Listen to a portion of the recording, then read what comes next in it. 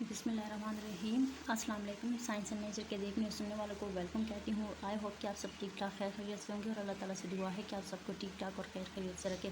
Previous video में हमने बात की थी अडाप्टेशन के जो फर्स्ट क्लास है क्रॉसियल अडाप्टेशन क्रॉसियल एनिमल्स की बात की है। जो सेकंड क्लास है वो फसोरियल अडाप्टेशन है। चलते हैं अपने टॉपिक की तरफ। What is fossorial adaptation?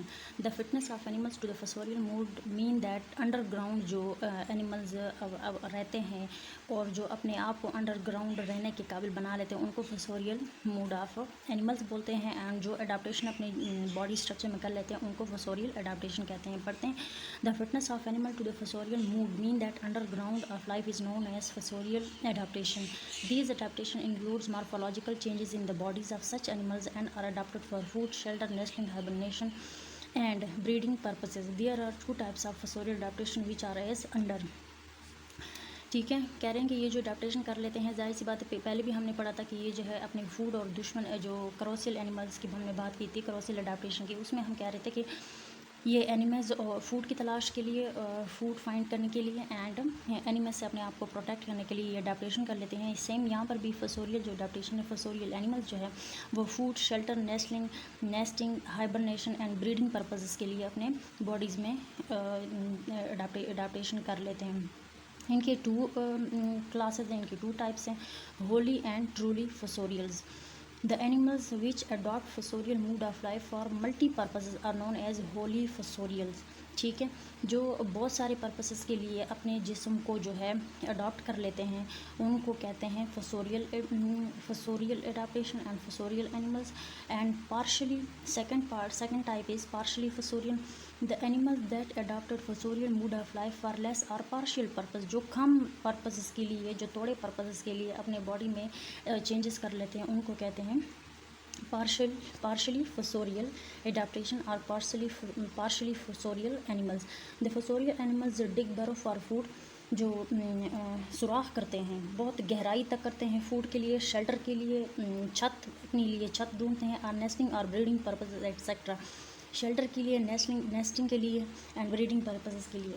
They not only डिग बरो, ये सिर्फ सुराख गहराई तक नहीं करते but also live often in darkness, ये अंधेरे में रहना पसंद करते हैं। Therefore certain modification are found in their body, इसकी वजह से बहुत सारी जो मॉडिफिकेशन इनकी बॉडीज़ में हो जाती है। There are as under. पहला जो है बॉडी शेप किस तरह। The fossorial animals have spindle-shaped or fusiform body to offer least little resistance to the subterranean passages. ठीक है, जो कह रहे हैं कि ये इसकी बॉडी ऐसे स्पिंडल शेप्ड होंगी, ऐसे स्लिम बॉडी होगी जो आगे जो मुश्किल जो सबटेरेनियन रास्ते जो हैं, सबटेरेनियन पैसेजेस जो है उनको ये आगे जाने के लिए कम से कम रेजिस्टेंट मज़ाहमत शो हो। The largest greatest diameter of body size in most fossorial lies near the shoulder.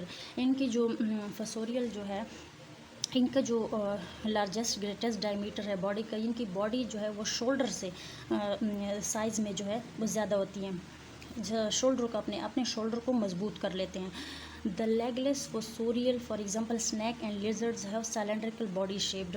जाहिर सी बात है, जो आपने ख़ुद भी देखा होगा, नोट किया होगा कि जो स्नैक्स हैं एंड लिजर्ड्स हैं उनके जो वो लेगलेस होते हैं, ठीक है, उनके लेग नहीं होते और वो अपने बॉडी को जो है वो cylindrical बॉडी शेप में तब्दील कर लेते हैं, जिसकी वजह से वो कम से कम रेजिस्टेंस शो करते हैं आगे सबटेरेनियन पैसेजेस में गुजरने के लिए। इनका स्कल कैसे होगा। The skull of most fossorial is produced into a pointed snout. ठीक है, tail in most fossorial animals the tail is either short और आइदर लॉन्ग, कुछ में लॉन्ग होगा कुछ में शॉर्ट होगा। It is long in hedgehogs, वो हेडगॉग्स में जो है वो लॉन्ग होते हैं, लंबा। It is considered that in some fossorial animals the tail is used as tactile और टेक्टिकल मीन दैट के सेंस ऑर्गन्स के तौर पर इस्तेमाल होता है। जैसे कि अगर उनको कोई दुश्मन हमला कर रहा है, कोई चीज़ सामने आ रही है तो उनके जो टेंटिकल है, जो उनके टेक्टाइल हैं, वो जो है वो एज अ सेंस ऑर्गन काम करते हैं, just like antenna. Eyes and ears कैसे हैं।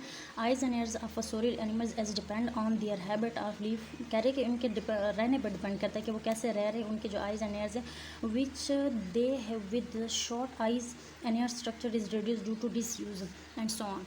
कह रहे हैं कि अपने जो एयर्स है वो इस्तेमाल ज़्यादा नहीं करते, इसकी वजह से उनके जो एयर हैं वो डिसयूज़ हो जाते हैं, डिसयूज़ की वजह से वो रिड्यूस हो जाते हैं। ठीक है, आइज़ इनकी शार्प होती है, एक्टिव होती है आइज़, क्योंकि उनको आगे देखना होता है, वो ज़्यादा इस्तेमाल, उनका ज़्यादा फोकस जो है आइज़ पर होता है, तो वो ज़्यादा एक्टिव और ज़्यादा शार्प होते हैं।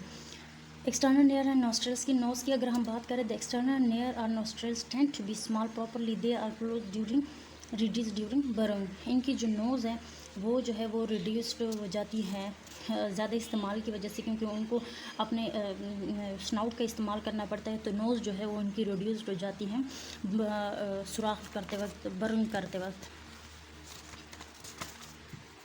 ठीक है, अब इसमें हम ठीक है, फिफ्थ नंबर पे कौन सा है, डिगिंग ऑपरेटर्स। इनका जो सुराख करने की जो चीज़ है जिससे ये सुराख करते हैं आगे जाने के लिए, वो किस चीज़ की वजह से करते हैं, डिगिंग करते हैं। In some fossorial animals like swing and head, nose, neck, the nose is used for digging. There is a paranasal bone developed at the tip of the cartilage of the nose. These bones strengthen the snout and can use for digging. अच्छा, इनकी जो nose होती है, nose की अमूमन अपने nose को touch करें तो वो कार्टिल आप किसी भी साइड पे उनको घुमा सकते हैं, किसकी वजह से, बिकॉज ऑफ कार्टिलेज की वजह से। तो जो बोन, इनका जो फसोरियल है, इनकी जो नोज़ होती है वो कह रहे हैं कि इनके टिप पे पैरानेजल बोन जो है वो डेवलप हो जाता है नोज़ के टिप पे, बिकॉज ये ज़्यादा इस्तेमाल करते हैं और वो सख्त हो जाती हैं, जिसकी वजह से वो ईज़िली डिगिंग कर सकते हैं। ठीक है, सम फसोरियल the incisors teeth particularly and sometime canines are used for digging। अच्छा, कह रहे हैं कि इनमें के जो टीथ्स हैं वो भी कह रहे हैं कि कम सम टाइम जो है वो डिगिंग के लिए इस्तेमाल करते हैं। माउस की आप मिसाल ले लें कि वो जो है वो अपने टीथ का भी इस्तेमाल करते हैं, बिकॉज उनके टीथ बहुत मजबूत होते हैं बिकॉज ऑफ ज़्यादा इस्तेमाल की वजह से।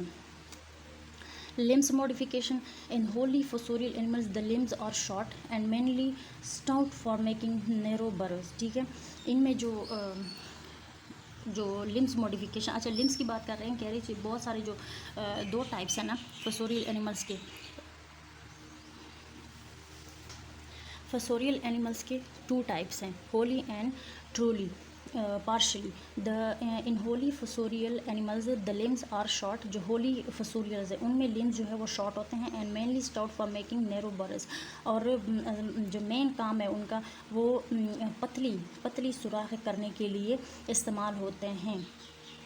ठीक है, rest of skeleton of fossorial animals is different from other animals. और उनके जो स्केलेटन होगा वो जो है फोसोरियल एनिमल्स का, जो एनिमल्स जो अडॉप्ट कर लेते हैं अपने बॉडी शेप को, उनके जो है वो अदर जो दूसरे एनिमल्स हैं उनसे अलग होगा।